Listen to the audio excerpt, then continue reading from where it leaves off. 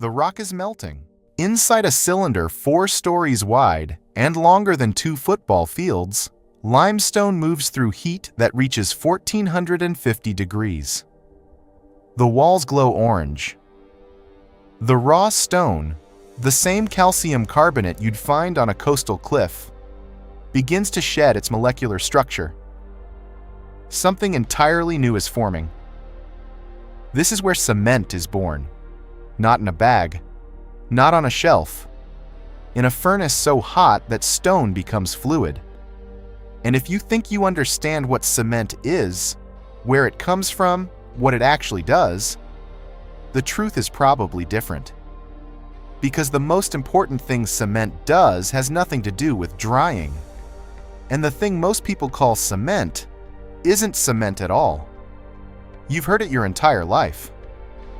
Someone points to a sidewalk and says, "Look at that cement." A spinning truck rolls past, and people call it a cement mixer. But cement is not the finished product. It's an ingredient. Think of flour. You wouldn't look at a birthday cake and say, "What a delicious pile of flour." Cement is the flour. Concrete is the cake. Cement is a fine gray powder, a binder, a glue. Concrete is what you walk on. Where does that powder come from? It starts in the ground, in limestone, one of the most common rocks on Earth. 75 to 80% calcium carbonate, built from the compressed remains of ancient sea creatures. Miners blast it from cliff faces, crush it through jaw crushers until the pieces are the size of a thumbnail. Then it gets mixed with clay, ground into a fine, chalky blend called raw meal, carefully analyzed, corrected, homogenized, and sent toward fire. Here is what almost nobody knows about that fire. This process is only 200 years old. Not the material. The recipe was known to the Romans 2,000 years ago. Opus caementicium. They built the Pantheon with it. A dome 43 meters wide that still stands intact today. But when their empire fell, the formula fell with it. Not gradually, abruptly. For over 1,000 years, humanity forgot how to make liquid stone. We went back to cutting rock by hand. A bricklayer named Joseph Aspdin rediscovered it in 1824. He burned limestone and clay in his kitchen stove. Yes, his kitchen, and patented the result. He called it Portland cement, after the quarry stone it resembled. The industrial world was waiting.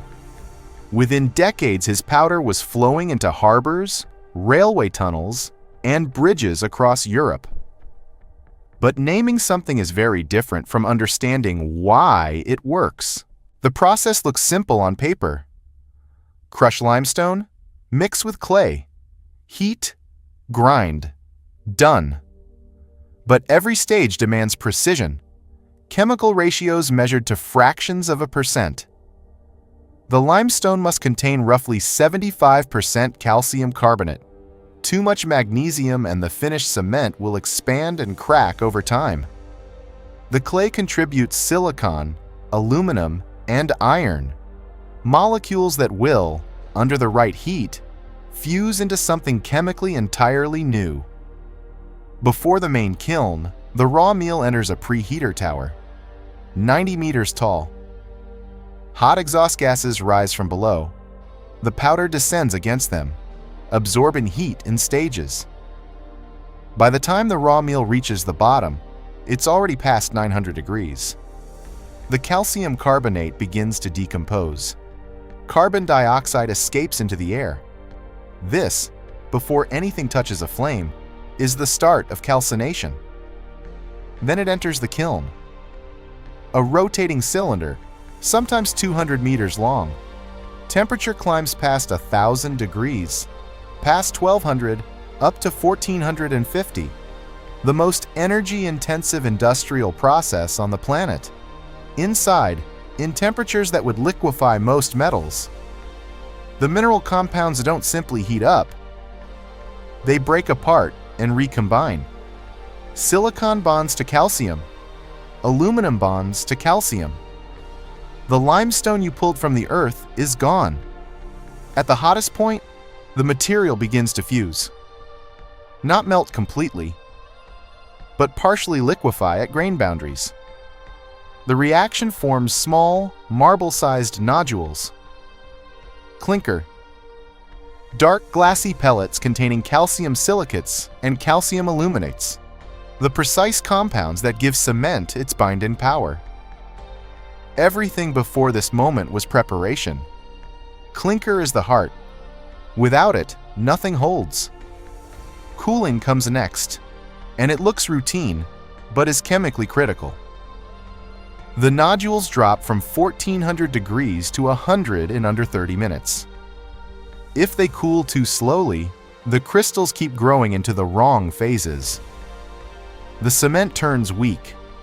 Modern plants freeze the clinker rapidly using grate coolers and recycle the heated air back into the kiln. Efficiency locked into a process that would otherwise be ruinously expensive. The cooled clinker enters a ball mill, a rotating drum packed with steel balls that crush it into fine powder.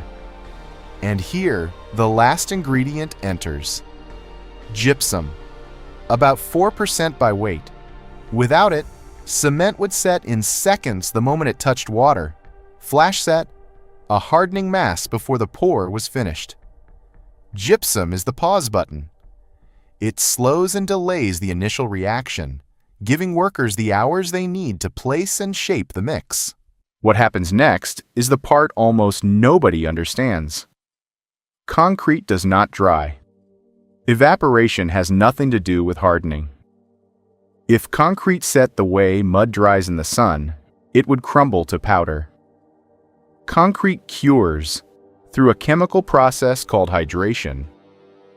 Water reacts with the cement minerals and grows microscopic crystals that interlock with sand and gravel, locking everything into a rigid mass. This is why concrete can harden underwater. This is why construction workers spray water on a fresh pour. The water is not the enemy. It's the catalyst. There's a cost buried in this chemistry. When limestone is heated, it doesn't just transform, it exhales. Every ton of clinker produced releases roughly half a ton of CO2 from the stone itself before counting the fuel. The cement industry accounts for approximately 8% of global carbon emissions. More than aviation, more than shipping. This isn't a technology problem. It's a chemistry problem.